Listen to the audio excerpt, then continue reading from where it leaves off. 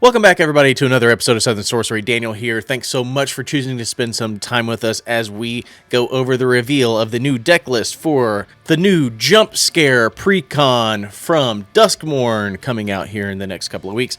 We are just going to do a brief look at the new cards and what's actually in the deck, and then in about a week we will have our Precon upgrade guides up for you all, as well as another contest to win these Precons as we do every single time. Before we get into it, guys, we are small creators. We just love magic. We're not experts. So thank you so much for being here again. If you don't mind to please like and subscribe this video, that helps us out a ton. And as long as you're subscribed, then you'll be able to enter for all the contests and giveaways that we do. If you're here for the first time, jump down in the comments and just say first time. And if you're here and you've been with us before and seen our other content, just type in "we're still here," or, you know, just whatever comment you want to put in there. But the comments help us out a ton with the algorithm. We appreciate that so very much. So with no further ado, let's jump into this video.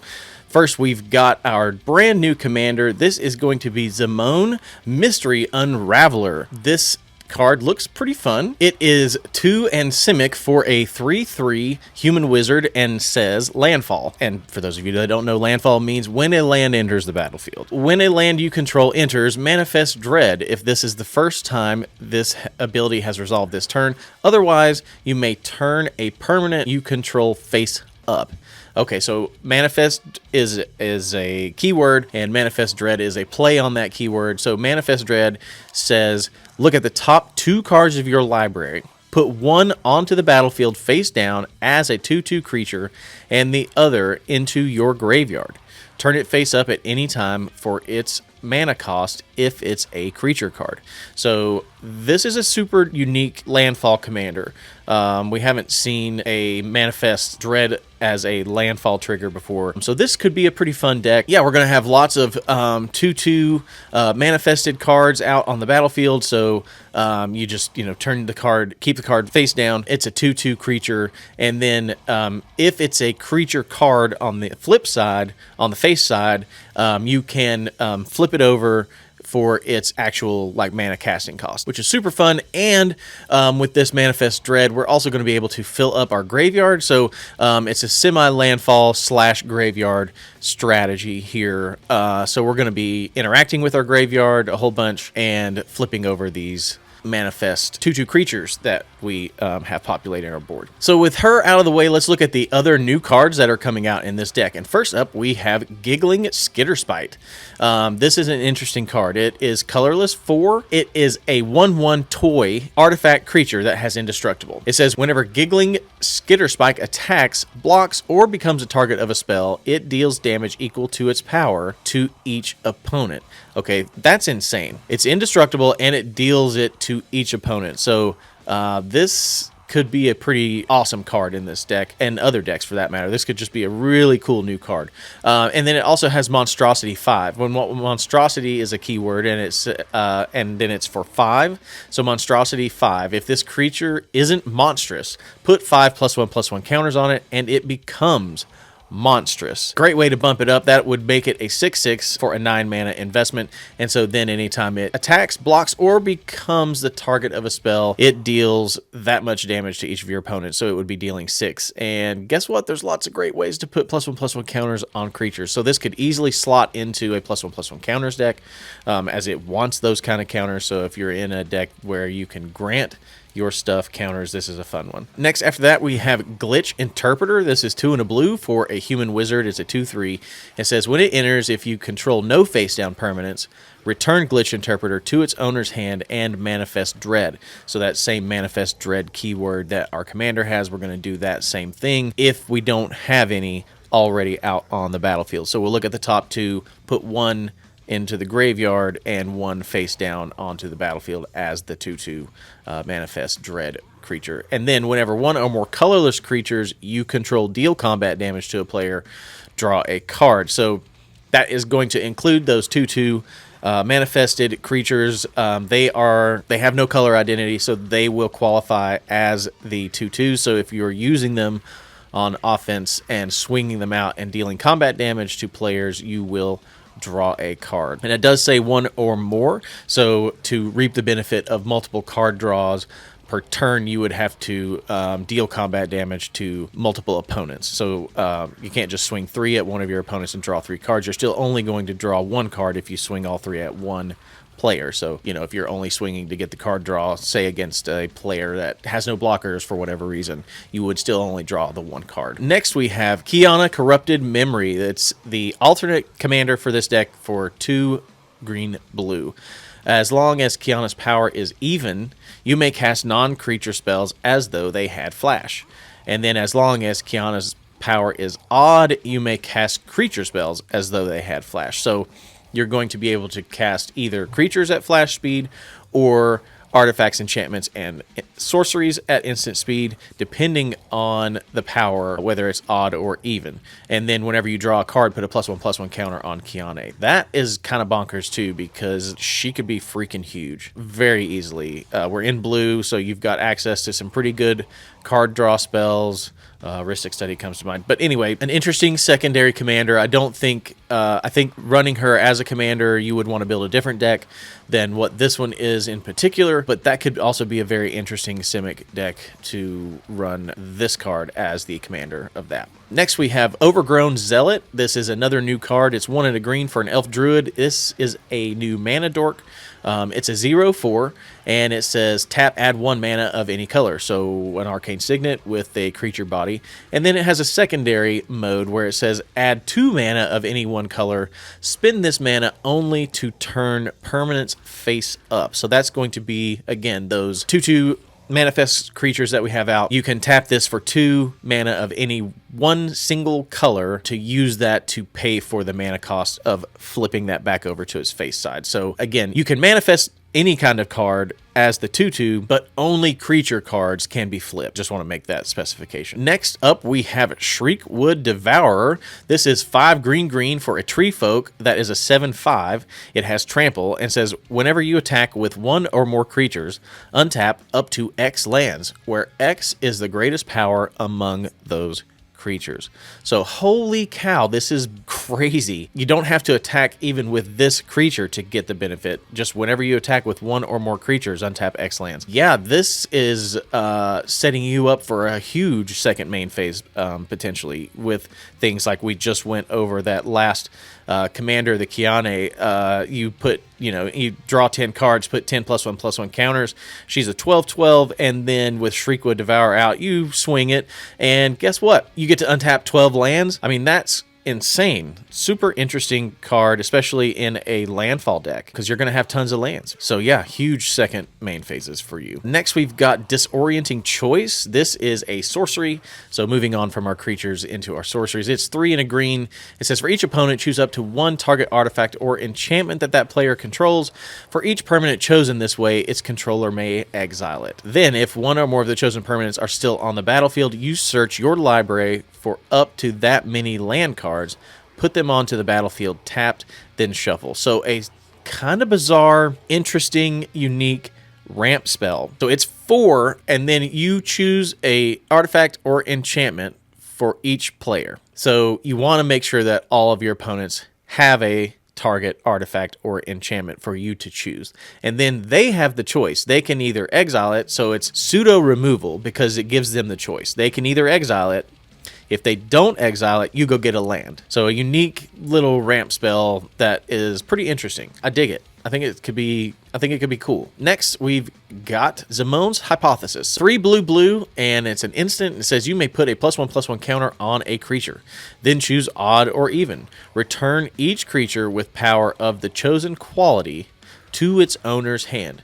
So this is going to bounce back a whole bunch of permanents from the battlefield, because this hits other things besides just you. So you have the ability to put a +1/+1 counter on a target creature. You would most likely choose a creature that you control, but you can put it on any creature you want. If you wanted specifically a certain creature that an opponent controls to have either odd or even so that you could sweep it up in this bounce spell, you can choose that.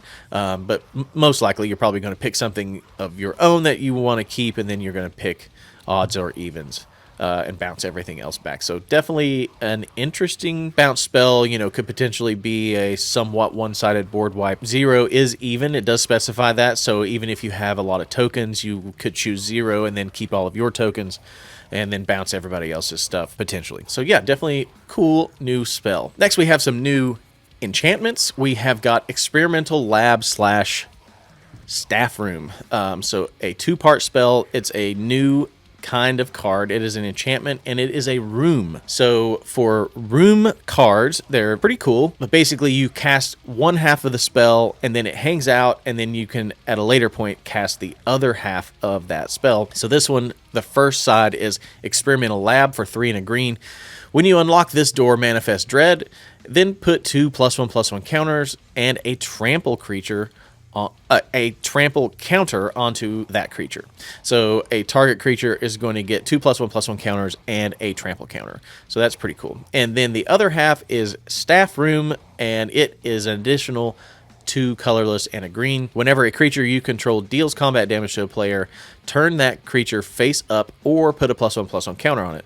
So if it's a face down manifested creature, you could flip it over for free, or you could put a +1/+1 counter on it. Again, not everything you manifest is necessarily going to be a creature that can be flipped. So if you decided to manifest a land as a 2/2 creature, you could put the +1/+1 counter on it. Next, we've got Growing Dread. This is green and blue for an enchantment that has flash, and it says when it enters, manifest Dread. So you're going to do that.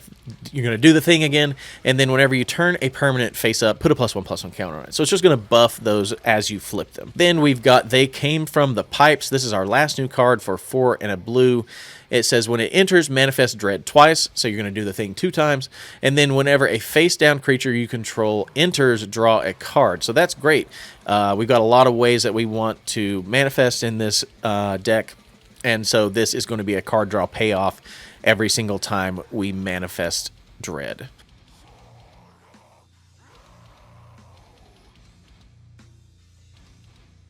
So those are the new cards. There were 12 or 13, I think. Yeah, those are all the new ones. Now we're just going to quickly run down the reprints that were in this deck. We'll just start with the creatures, and we're going to go in alphabetical order. So first up, we have AC, Tyrant of Gyre Strait. This is a huge reprint here, as it had gotten up to nearly $30. So nice to see this get a reprint here. That's just absolutely too much. This card does a lot of work, a landfall staple. Next, we've got Arixmethes, Slumbering Isle for 2 green-blue. When it enters the battlefield, it enters battlefield tapped with 5 slumber counters on it. As long as it has a slumber counter on it, it's a land and not a creature. Whenever you cast a spell, you may remove a slumber counter from Arixmethes, and then it taps for Simic. So a Simic Mana Dork taps to add green-blue. Next, we've got Ashaya, Soul of the Wild. This is another really good reprint. This one was creeping up there in price as well. Its power and toughness are equal to the number of lands you control. Non-token creatures you control are forest lands in addition to their other types. They are still affected by summoning sickness, but it turns all of your creatures into forests, which is just going to give you a maddening amount of mana. So it's also a cool way to turn some of those manifest creatures that are not creatures on the flip side back into lands. So like you manifest Dread a forest, and you can't flip it back over, but hey, this lets it still tap for mana and be a 2/2 creature. Next, we've got Aguar of Autumn. That's going to let you look at the top card of your library and play lands from the top of your library. And then it has Coven as well. As long as you control 3 or more creatures with different power, you may cast creature spells from the top of your library. So that's pretty cool with the Manifest Dread. If you don't want to manifest what's there, you'd rather play it, you can play it then from the top of your library. And then that way you don't have to either put it in the graveyard or put it face down. It will give you a little more card selection and choice of kind of what you want to do there. Some kind of top deck manipulation. Next we have Beanstalk Giant. It's 6 in a green, and it is also power and toughness equal to the amount of lands you control. And then you can cast it for its sorcery, Fertile Footsteps. Search your library for a basic land card, put it on the battlefield, so a ramp spell. Then you can put it on an adventure, so you just kind of put it off to the side, and then later you can cast it for the Beanstalk Giant. Body of Knowledge for 5. Its power and toughness are equal to the amount of cards in your hand, and it gives you no maximum hand size. And then whenever it's dealt damage, draw that many cards. So a good card draw creature there. Next we have something that I'm going to terrible at pronouncing. Citanul Hierophants. Creatures you control have tap, add a green. Nice mana dork there. Itself giving other creatures mana dork abilities. Similar to the Ashaya. It's going to not turn them into lands, but it will allow them to tap for green. Next we've got Death Mist Raptor. It's 1 green, has Death Touch. Whenever a permanent you control is turned face up, you can return it from the graveyard to the battlefield face up or face down. And then it has a keyword Megamorph for 4 and a green. You can cast this card face down as a 2/2 creature for 3, colorless, and then turn it face up at any time for its Megamorph cost and put a +1/+1 counter on it. So interesting card there. Plays right into what we're doing. Next we have Greater Tanaku. It's a dog. It's a 6/5, has trample, and has channel. So you can cast it for its channel cost, and if you do, you discard it, search your library for a basic land card, put it onto the battlefield, tap, then shuffle. Next we've got Hydra Omnivore. 4 green. Whenever it deals combat damage to an opponent, it deals that much damage to each other opponent. So we've got a little sub-theme of dealing non-combat damage to our opponents.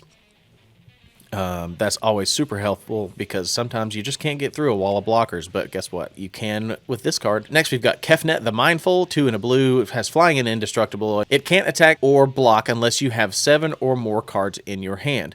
And then it has the ability to pay 3 and a blue into it to draw a card. Then you may return a land you control to its owner's hand. So you don't have to, but you may. Next, we have Keru Spell Snatcher. This is 3 and a blue for a wizard. It has Morph, so you can cast that card face down. Just another way to get more of the face down payoffs. And it says, when it's turned face up, counter target spell. If that spell is countered this way, exile it instead of putting it into its owner's graveyard. You may cast that card without paying its mana cost for as long as it remains exiled. So I'm going to counter it, and then I'm going to take it, and now I can cast it for free for myself. So pretty cool there. Next, we've got Multani, Yavimaya's Avatar for 4 green. It has reach and trample. It gets +1/+1 for each land you control and each land card in your graveyard. So paying off some of what's in your graveyard, as more than likely you're going to be choosing the lands to go to the graveyard and the creatures to be manifested when you're manifesting Dread. And you can pay 1 and a green to return 2 lands you control to their owner's hand. Return Multani from the graveyard to your hand. So you can get it back out of the graveyard once it's hit. Next, we've got Rashmi, Eternity's Crafter. Whenever you cast your first spell each turn, reveal the top card of your library. If it's a non-land card with converted mana cost less than that spell's, you may cast it without paying its mana cost. If you don't cast the revealed card, put it into your hand. Free spell / card draw. Pretty good. Next, we've got Steve, Sakura Tribe Elder. 1 and a green. You sacrifice it, go get a land card, put it on the battlefield, tapped. Next, we've got Scoot Swarm, another reprint for Scoot Swarm here. Scoot Swarm is probably the most busted landfall card that exists in Magic. If you've ever played against it, you know that it just multiplies and multiplies and multiplies. So super good card here. Next, we've got Shigeki Jukai Visionary. Sorry if I just butchered that. Legendary enchantment creature. It's a snake druid. So 1/3. You can pay 1 and a green, tap it, and return it to its owner's hand. Reveal the top 4 cards of your library. You may put a land card from among them onto your battlefield. Tap, put the rest into your graveyard. Then you can also channel this card for XX green. Discard it, return X target non-legendary cards from your graveyard to your hand. So just a way to get some stuff back. Next, we have Scab Ruinator. It is 1 and 2 blue. As an additional cost to cast it, exile 3 creature cards from your graveyard, and you may cast it from your graveyard. So another one that you could put into the graveyard and still have access to it later. Next, we've got another Simic Landfall staple, Tatyova Benthic Druid. When a land enters the battlefield under your control, you gain 1 life and draw a card. This is a workhorse. Next, we've got Temur War Shaman, a 4/5 for 6. When it enters the battlefield, manifest the top card of your library. When a permanent you control is turned face up, if it's a creature, you may have it fight a target creature you don't control. Pseudo spot removal for some creatures there. Fighting is always a nice mechanic. Next, we've got Thunderfoot Baloth for 6. It has trample. It is a 5/5, and as long as you control your commander, it gets +2/+2. Other creatures you control have +2/+2 and trample. So really good, great finisher for this deck. Next, we've got Tyragon Predator. 1 and Simic for a flying beast, which is a 2/3. When it deals combat damage to a player, you may destroy target artifact or enchantment that player controls. So some more removal, which is really good. Whisperwood Elemental. This is 3 green for an elemental creature. It's a 4/4, and at the beginning of your end step, manifest the top card of your library. So not Manifest Dread, just regular old Manifest. So put it down as a 2/2 creature. You can turn it up if it's a creature later. Sacrifice this until the end of your turn. Face up non-token creatures you control gain. When this creature dies, manifest the top card of your library. So in response to a board wipe, you could potentially get a whole bunch of more manifest to repopulate your losses. Worldspine Worm, which is 8 green. So 11 total mana for a trampling worm. It is a 15/15. When it dies, put 3 5/5 worm creature tokens with trample onto the battlefield. When it is put into the when Worldspine Worm is put into a graveyard from anywhere, shuffle it into its owner's library. So this thing doesn't go away unless you exile it. It is expensive, but it's a pretty great card. Having a 15/15 with trample is huge. You can swing it in and not care, because even if it dies, it comes back as 3 5/5, so you're still going to have the same 15/15 trampling creature, just 3 little ones instead of 1 big one. Next, we've got Yavimaya Elder. This is another ramp spell. It is 1 green for a 2/1. It says when it dies, you can search your library for up to 2 basic land cards, reveal them, put them into your hand, and then shuffle. Or you can sacrifice Yavimaya Elder for 2 colorless and draw a card. So a good card there. Eudora Grave Gardener is 4 and a green for a 5/5. Whenever another non-token creature you control dies, you may return it face down under its owner's control. It's a forest land. So those creatures, as they die, just become lands. That is going to be all of our creatures. Moving on to sorceries, we have got Aether Gale. Return 6 non-land permanents to their owner's hands. Not anywhere as good as Psych Rift, but you know what? We're in a Precon. They're never going to put a Psych Rift in here. So next we've got Cultivate, classic ramp spell. Then we've got Disorienting. Then we've got Explosive Vegetation, another ramp spell. Not as good as some of the other ones, but more ramp. And guess what? We want more land, so duh, this is in here. Next we have Azuri's Predation. For each creature your opponents control, create a 4/4 green Phyrexian Beast creature token. Each of those tokens fights a different one of those creatures. This is so gross whenever you get it out and no one counters it. Especially against like small tokens decks or weenie decks, because you get to make a 4/4 for each creature they control and then make it fight those creatures. Yeah, you're going to end up with a whole bunch of extra 4/4s, and you're going to take out a ton of creatures. This is so good. Next, we've got Oversimplify. It is 3 green-blue, exile all creatures. Each player creates a 0/0 green and blue fractal creature token and puts a number of +1/+1 counters on it equal to the total power of creatures they controlled that were exiled this way. So another really interesting spell. Everyone's creatures go away. Whatever the total power of the creatures were that went away, you make a 0/0 and put that many +1/+1 counters on it. So if you had 4 creatures die and they were all 1/1s, you're going to make a 0/0 and put 4 +1/+1 counters on it. If you had 15 1/1s die, you're going to make 1/0/0 and put 15 +1/+1 counters on it. So very interesting. Everyone is going to benefit from that, so it's not a one-sided board wipe per se, but the nice thing about it is if someone does have a big board with some overrun or something, you can cast this, get rid of it, and it will be one huge creature, but, you know, blocking one big creature is a lot easier than blocking 15 smaller creatures sometimes. Next, we've got Overwhelming Stampede. This is exactly what I was just alluding to. This is 3 green. Until the end of turn, creatures you control gain trample and get +X/+X, where X is the greatest power among creatures you control. So if you've got 10 1/1s, but then you also have a 10/10, all those 1/1s are going to get +10/+10 plus trample until the end of turn. So is the 10/10. So you'll have a 20/20 and then a whole bunch of 11/11s coming at you. This is a great finisher here as well. Then we've got Rampant Growth. It's 1 and a green. Search your library for a basic land card. Put that card onto the battlefield, tapped, and then shuffle. So just another ramp spell. Next, we've got Beast Within, which is classic green removal. Destroy target permanent. Doesn't get any simpler than that. Pick something that you don't like and get rid of it. Next, we have Biomass Mutation. Creatures you control have base power and toughness of XX until the end of turn, and it is X, and then has the hybrid mana, so you can either pay green or blue for those pips, and then put a whole bunch of whatever mana into the X cost. That's pretty good. Next, we've got Cackling Counterpart for 1 green, 1 blue. Put a token onto the battlefield that's a copy of target creature you control, and then you can flash it back. Then we have the classic counterspell, counter target spell. We've got Dig Through Time, which has Delve, so you can cast it for a whole bunch cheaper with those cards we have put into our graveyard. Look at the top 7 cards of your library. Put 2 of them into your hand and the rest on the bottom of your library in any order. Next, we've got Eureka Moment for 2 green blue. It says draw 2 cards. You can put a land. You may put a land card from your hand onto the battlefield. So, an extra land. Next, we've got Growth Spiral, which is the same thing. It is Simic to draw a card and then put another land from your hand onto the battlefield. We also have Reality Shift, which is more removal. Exile target creature. Its controller manifests the top card of their library, so they get a 2/2. Moving on to artifacts, we just have a couple. We've got Arcane Signet, Simic Signet, and Soul Ring, and then we also have Scroll of Fate. Manifest a card from your hand. So that's interesting in this deck. Very good, right on theme. A little more choice than just the top 2, so that's kind of nice. Next, we've got Enchantments, which we have Primordial Mist. At the beginning of your end step, you may manifest the top card of your library, and then exile a face-down permanent you control face up. You may play that card this turn. You will still pay its mana cost, and timing rules still apply. Next, we got Retreat to Coral Helm.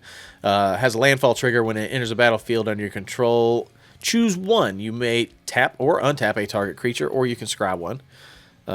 So that's helpful. And then we have Sandworm Convergence. Creatures with flying can't attack you or planeswalkers you control. At the beginning of your end step, create a 5/5 green worm creature token. Then we've got Trail of Mystery. Whenever a face-down creature enters the battlefield under your control, you may search your library for a basic land card, reveal it, put it into your hand, and then shuffle.